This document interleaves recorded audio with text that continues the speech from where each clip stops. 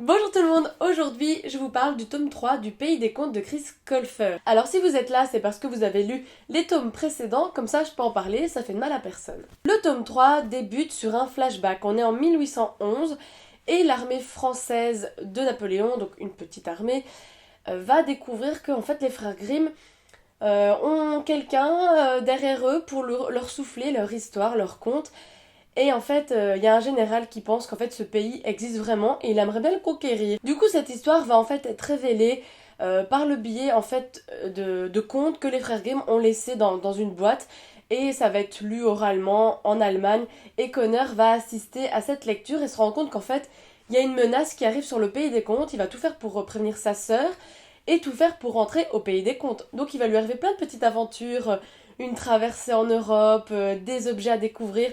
Tout ça pour arriver au pays des contes et se battre contre cette armée. J'ai adoré ce tome 3, en même temps, dès que j'ai commencé l'histoire et que je me suis rendu compte qu'on était dans un flashback historique, hein, un peu fiction quand même, mais les personnages ont existé, j'ai adoré. En général, quand on mêle de la fiction et de l'histoire, une chasse au trésor, j'adore. À un moment, je me suis même pris, on aurait dit légèrement le Da Vinci Code, parce que quand Connor arrive dans une banque très secrète où il doit trouver un objet pour retourner dans le pays des contes, j'ai fait mais waouh, on dirait le Da Vinci Code. Et voilà, mon amour pour le Da Vinci Code, je vais pas revenir dessus. Ce qui est bien aussi, c'est que Chris Colfer a changé son scénario de base, qui était de mettre Alex et Connor au défi de retrouver plein d'objets pour accomplir une prophétie, pour accomplir un sort comme dans le tome 1. Là, ça change, ça fait vraiment du bien. Il y a une guerre, il y a enfin des gens qui meurent. C'était un truc que j'avais pas mal réfléchi dans le tome 2 en me disant, mais c'est fou, il n'y a aucun personnage qui meurt. Enfin, comme c'est destiné aux jeunes, bah, je pense que voilà, c'est tourné pour qu'il n'y ait pas trop de morts, pour que ça ne choque pas les gens. Mais là, enfin, quoi, allez, il y a de la guerre, c'est bien. Il y a enfin des gens qui meurent. Enfin, c'est très bizarre que je le dise comme ça, mais enfin, c'est bien. On y croit, voilà, on est plus dans le bouquin, s'il y a des gens qui meurent, ça nous paraît plus réel. On assiste aussi aux premiers amours d'Alex et Connor. Oh, j'ai trouvé ça tellement chou. Enfin, en même temps, moi, il y a un peu d'amour dans un bouquin, je suis toute excitée. Et bon, c'est chou, c'est mignon. En même temps, voilà, ils prennent de l'âge, hein, ça va leur arriver aussi. Comme d'habitude, avec cette saga, ce que j'adore, c'est qu'on a beaucoup de secrets au début.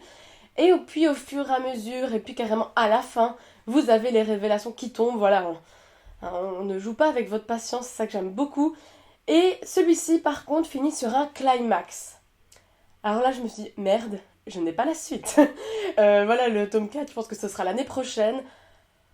Waouh, ça va être dur, parce que d'habitude, voilà, ça se termine assez bien, on peut patienter. Mais là... Mais du coup, c'est ça qui est bien aussi, c'est que voilà, Chris Colfer a un peu changé son fonctionnement. Ça fait du renouveau, ça marche toujours aussi bien.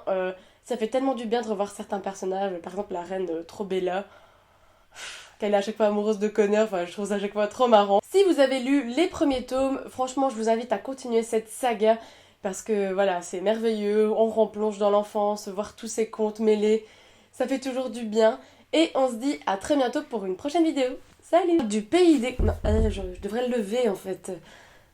C'est pas grave. Ça suffit maintenant, hein. L'autre trône, je sais pourquoi, au lieu de dire tome, je dis trône à chaque fois.